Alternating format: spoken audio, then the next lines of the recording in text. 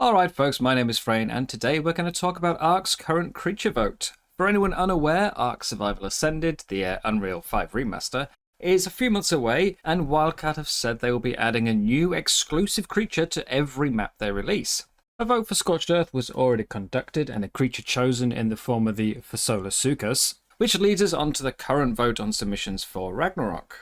The first stage has just ended, giving us a final top 10 to vote on, and I'll be going over each one for anyone who's not been keeping up. A reminder before we get going though, that while the suggestions may be taken on board by Wildcard, ultimately it is the creature itself that is being selected, and the final abilities and details may be completely different. Some posters occasionally opt for a more reserved suggestion in the hopes of getting everything they suggest adapted, but risking maybe appearing weak, while others go for the opposite and throw everything they can at the wall and hope some stick, or at least garner a few votes in the process. In much a similar way to me asking you to like and subscribe if you find yourself enjoying this video. Now, in no particular order, let's dive in with the first of our creatures, the Majungasaurus, assuming I'm saying this correctly. Coming from around 70 million years ago, the Majungasaurus was the apex of its ecosystem in what is now Madagascar. It has a similar body shape to Carnotaurus, although much smaller with only a singular horn and a lot more teeth. Rather than simply introduce another toothy theropod to the ARKs though, this suggestion aims to make it more of a utility dino and a taming friend. Once its trust has been gained through some form of item crafting process, whether this is to simply stand near it as you craft or throw the items at its feet like a gacha, I'm unsure. But once its trust has been gained, a tamed Myung is able to go into a camouflage state while ridden, allowing you to get up nice and close to wild creatures and actually view their stats in a way similar to some sort of primitive HLNA. The Myung will also gradually shed its scales over time, allowing players to craft a unique set of armor, giving them the active camouflage as well, although for balance purposes only when stationary. Other posters suggesting the creature have given a very different selection of ideas, ranging from a jump attack to grab and briefly stun flyers, or making it uncontrollably aggressive if more than 3 are in the same location, because it's one of the few dinosaurs we know with an actual evidence of cannibalism amongst their own species. Next up, we have the Sivatherium, or prehistoric giraffe. Existing up to potentially as recently as only 8,000 years ago, the Sivatherium resembles a larger, stocky okapi more than a modern giraffe. It's approximately 2 meters tall at the shoulder or 3 at the head, and it would have some very powerful muscles and a large crest of antlers to defend itself. As an addition to the ARK, the submitter envisages a natural mobile catapult. You would tame it via shooting a catapult at its neck so that it lowers its head, and then quickly feeding it with cactus sap. After that, you would get a creature with a basic attack inflicting solid knockback to whatever's in front of it, or a back kick doing it to whatever's behind. But its main function comes from 2 ranged attacks, the first in the form of a torpor inflicting vomit, and the second being a sling fired from its antlers, which would allow it to hurl either boulders, oil jars, or a unique type of ammo crafted using its vomit. Finally, the giraffe would also double up as a beast of burden, thanks to an extremely high weight capacity and a wagon saddle to further increase carrying and weight reductions, particularly for the catapult boulders that it would require to be fully functional. Suggestion number 3 is the Nothosaurus. Over 200 million years old and up to approximately 6 meters long, it was a semi-aquatic lizard featuring webbed feet, finned tail, and a jaw structure not that dissimilar to a Baryonyx. Unsurprisingly more mobile in water than on land, its movement has been compared to that of a sort of scaly sea lion. As an addition to Ragnarok, it would be seen napping on the beaches primarily, at which point you would walk up, give it some fish, and then it would take off into the ocean and you would have to chase it down and ride it to tame it, similar to how you would an equus, riding and feeding at key intervals to calm it down when it tries to throw you off. With the ability to jump straight from the water's surface and perform short dashes underwater to help evade predators, it would be an extremely agile water mount with some limited land capability. In addition, producing a special oil to help preserve fish in its inventory and allowing you to craft a special fishing loot boosting elixir. Alternative posts for the same creature suggest giving it a pack boost instead, and the ability to spit boiling water to blind targets, create a bioluminescent dye, and tamed via a mixture of pearls, play, and feeding of Tuso tentacles. The largest suggestion in this vote, and one of the largest potentially for the game, is Dreadnaughtus.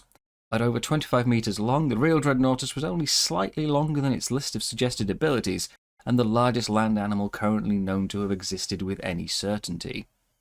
Sharing a spawn point with the Titanosaur, the Dreadnaughtus would be scaled up, although not quite to the extent of its already in-game cousin, where it would challenge and fight other Dreadnaughtus and form a herd out of the defeated betas. To tame one would require what they describe as learning its routine and then following a set of tasks that it would rotate between, such as feeding it, killing rival dinos, cleaning it with soap, or just protecting it while it takes a nap. Alternatively, you could take your own already tamed Dreadnaughtus out, initiate a challenge, and then beat it into submission. Once acquired, you would have an epic siege monster now under your control, featuring a pack roar, directional neck sweeps and stomps to inflict severe knockback on opponents, as well as the ability to spit cannonballs out of its inventory, and a damage-increasing buff near apex creatures similar to that of a Triceratops. An additional large longship-inspired saddle would feature functioning harpoon cannon on the front, multiple turret attachment points, and a built-in generator, essentially allowing an entire tribe to wage war at either land or sea, as it is also listed as having a surprisingly quick aquatic mobility.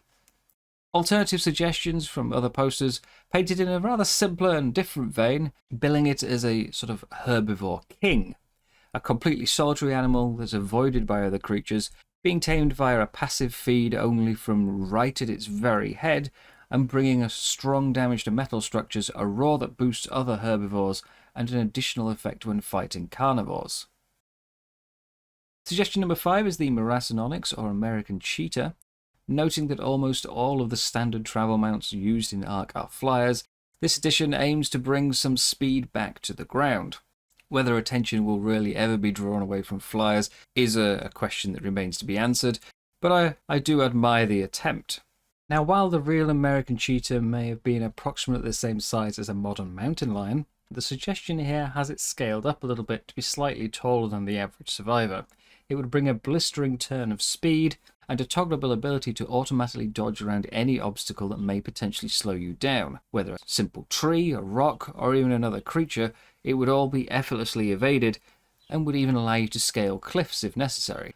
The optional saddle would enable you to lay a trail of fire behind when equipped with oil, while a further tech saddle would leave a temporary barrier in your wake and allow it to cross water. Their suggestion for how to balance such a highly mobile creature would be achieved via giving it an extremely low health and weight stat, and taming would be done by stealing infants from the wild. Our first returning finalist from the Scorched Earth vote is the Gigantoraptor. The largest known oviraptor species was almost 8 meters long and likely featured a thick coat of feathers, although that is up for debate because of its sheer size. Living in humid areas of dense vegetation, it was actually primarily a herbivore, although there is some debate over how much of its diet would have contained eggs, being obviously a species of oviraptor. Aiming to fill a hole left by the absence of some of the later DLC's creatures, the Gigantoraptor's design brings the functionality of a baby feeding trough, like the Maywing, an auto-imprinter taken from S+ mod, and a natural air conditioner into one creature. It would focus entirely on protecting offspring and even get a boost when near eggs or babies.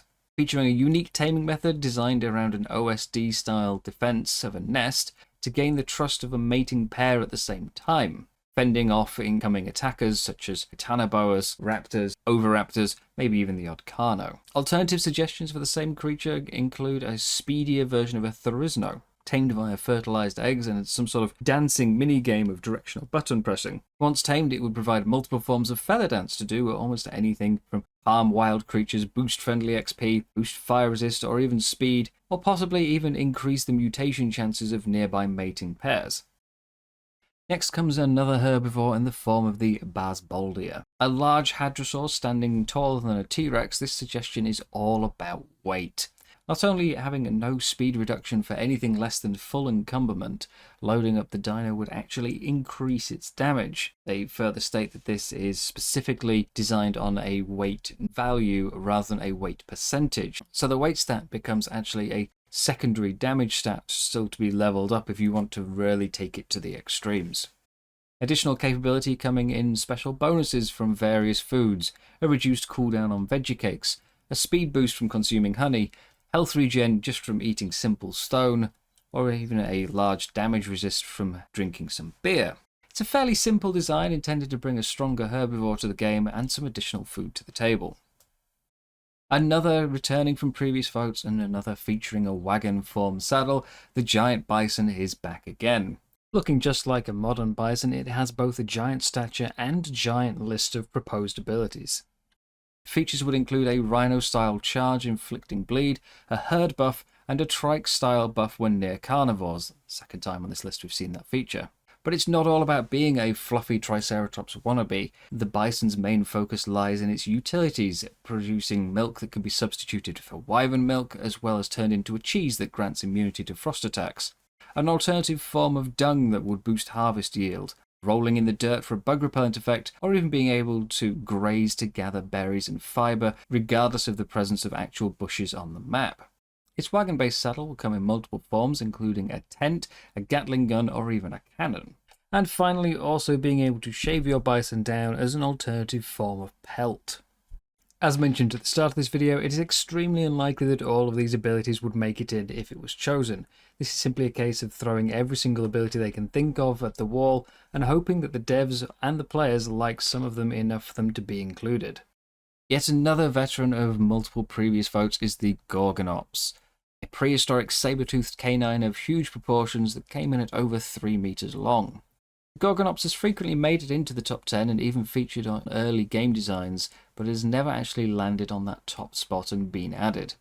This suggestion focuses heavily on tracking, with a Gorgonops allowing you to scent and tag a single creature until it's either dead or you select a new target, revealing the entire time its location and stats to you, and allowing the entire species to be passively identified in future and alert you to their presence, similar to a more selective parasaur.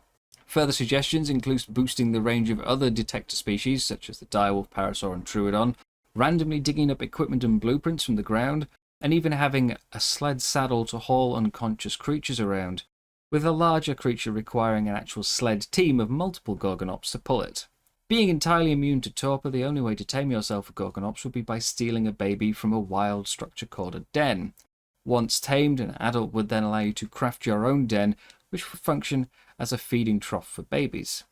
Again, another idea we've seen repeated on this list. Lastly, and rounding out our top 10, comes the Enhydriodon, or the dire otter. Looking relatively similar to its already present relative in the game, the dire otter aims to prove once again that adding dire to something makes it much cooler, just like the dire wolf, dire bear, or dire straits. If you're curious how strong an otter can be, the modern giant otter primarily preys on crocodilians, so a further scaled up one would surely be able to fend for itself against the creatures of Ragnarok to a reasonable degree. Following taming through an emote-based game of Simon Says, a survivor would be rewarded with a creature that provides not only an oxygen boost and cold insulation to whoever's riding it, but Kinidaria immunity, pearl gathering, and even the ability to drag small creatures into the icy depths to drown them. Other suggestions offered include scaring away Piranha, Ichthyornis, a Pteranodon-like spin attack when in the water, and using various emotes to even provide it with temporary buffs. So there we have it, all 10 of the current creatures vying for addition to Ragnarok in the coming Survival Ascended edition. There is a link down in the description for you to go and issue your vote if you wish, by placing the creatures in the order of most wanted to least. I hope this has helped. There's some fun links for you to click on if you have enjoyed yourself, and thank you all very much for watching. Bye bye.